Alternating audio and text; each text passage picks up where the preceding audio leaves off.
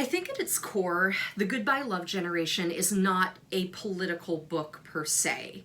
It's more about trauma and how communities of people and groups of people deal with it and how it affects their relationships, their mental health, basically every aspect of their lives.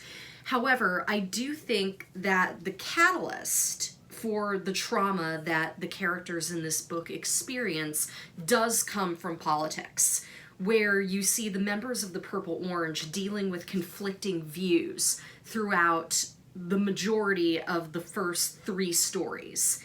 And when you get to No Sugar Tonight is where the powder keg of their political differences just explodes.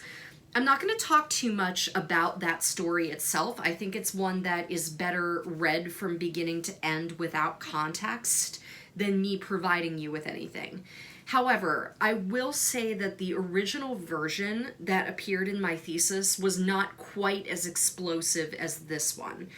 The climactic moment in the story, which you'll know it when you see it, when you read it, was a lot more toned down. There's a moment when a bad situation becomes even worse because of an action that an outside party takes.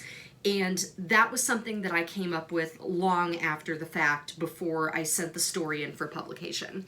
So it really is one of my favorites, just because the dialogue in the situation that arises as the band goes to play their gig at the Agora in front of a bunch of managers was so much fun to write. There's an exchange between Alex and Maddie that I just loved putting together, because it's such a great moment when you see their characters really come out to play in the word choice, and that's what is the most fun aspect of this project in general.